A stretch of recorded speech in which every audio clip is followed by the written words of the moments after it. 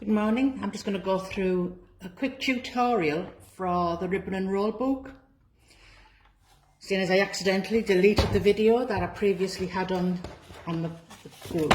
So I'm using 12 by 12 cardstock, and I'm going to score some sizes first. So one sheet, all the sizes are in the PDF folder that's in the group. So with this, I'm going to score, because it's 12 by 12 inches, I want it halfway, because this one sheet is going to make 2 pages for us. So I'm going to score at 6 inches, and by scoring, that means I'm running a line down to try and break some of the fibres in the card. I'm not using a scalpel, it's just a round-edged bone folder. The sharp end of something, a pencil, I'll do that again in pencil so you can see exactly where I've done. I'm going to do it again at 5.5 inches and 6.5 inches. I want half an inch either side because this is going to be my central spine. I'll mark that again with a pencil so you can see it. So that's my central spine, and those are a ½ inch apart from the centre. I'm also going to turn it round to its side and do another score, again just at the 6 inches. And this is going to be the top of our book. And again, a pencil line just to show you. So you should end up with something like this.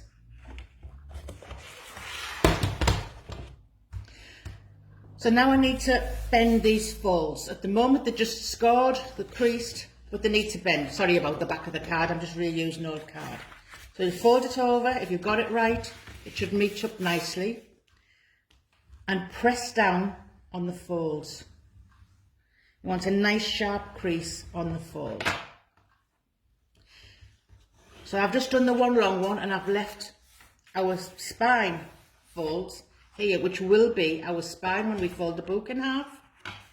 So I need to work these folds. I need to get them to fold nicely, and I need to get them to fold in both ways. So I'm folding it this way,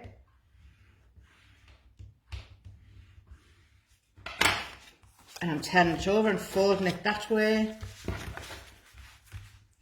We need to get the fabric, the cardstock, the fibres to loosen up a little bit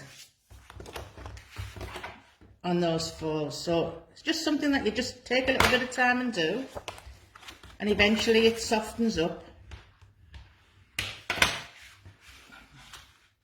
So that's just the main one done.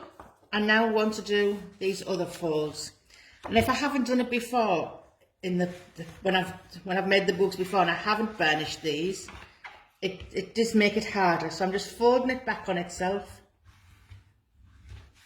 You can see it's there. That fold is still there, and I'm folding that one back on itself. And I'm going to fold this one back on that line as well.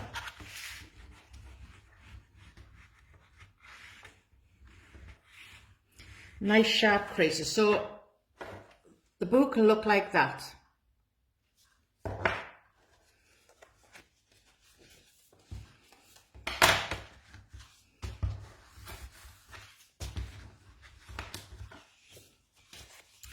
Then I'm going to take my ruler,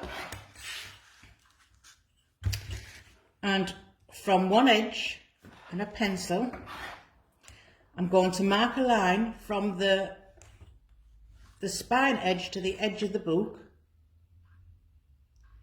at a ½ inch,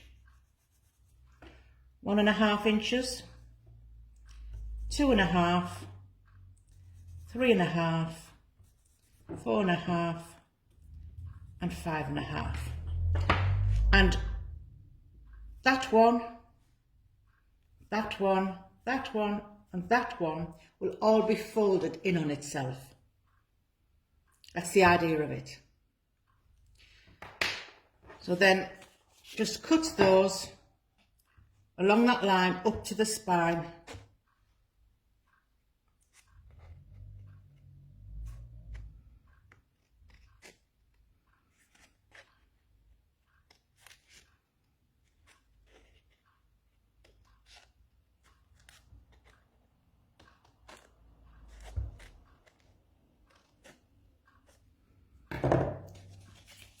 So that they're like that. Give them another fold. The amount of folds that you have in, the easier it is when you're making your book.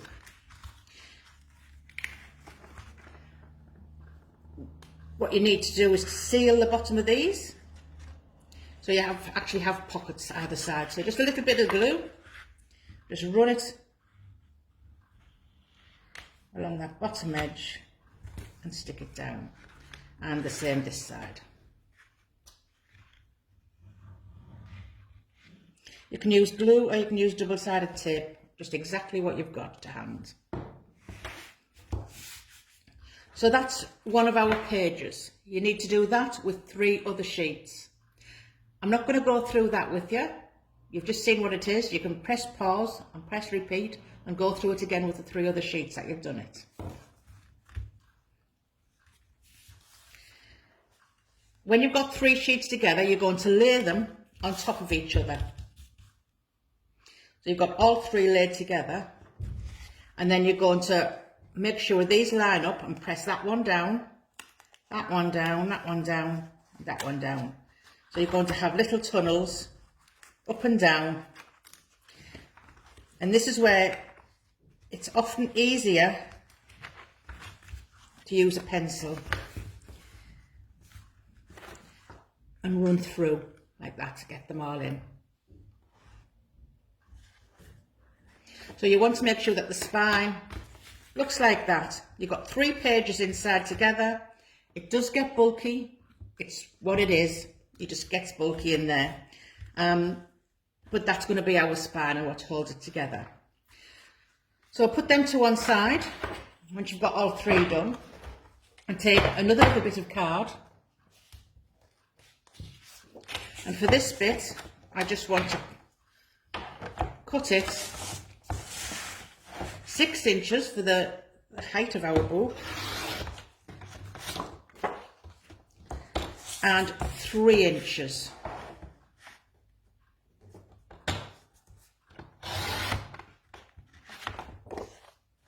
You can save all your offcuts for decorating the book. So with this is going to be our spine, and we're going to roll it up. Now if you're anything like me, you know that rolling card isn't particularly easy to start off. So if you can, just give it a few little lines to help move it on its way. And then it turns up a bit like those roll top desks, you know, where they just move around and roll over. And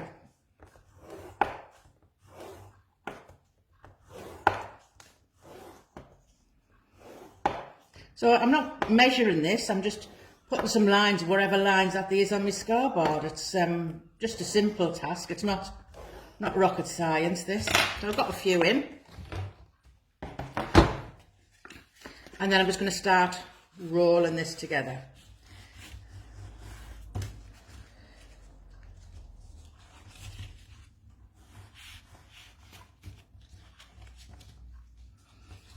It reminds me of my dad. He used to roll his own cigarettes years ago. You're trying to try and get it nice and tight, because you're going to use this to thread through that spine you've just created. So keep on twisting it round, thread through the spine. So then you get your 3 pages of books.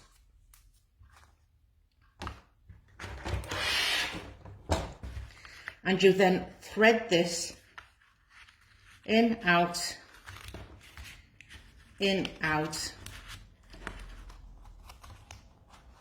Now I've made that look easy because there is only 1 sheet there, not 3. But it is a bit difficult, but if you keep on rolling it tight, it will fit through, I can guarantee it. So that would be your main book. And it squishes up and it's ready to decorate. You can also use your offcuts, and I'll just show you one of these, to make internal pages. So because your pages are 5.5 by 6, you wanted to make these roughly 5 by 5.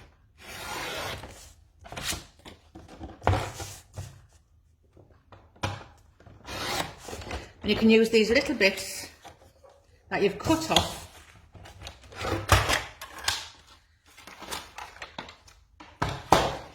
to make a little, cut a little square and glue a little tab on at the end.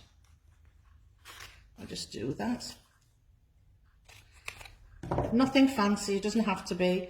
It's just so you can get hold of it nice and easy. Just a little bit of glue.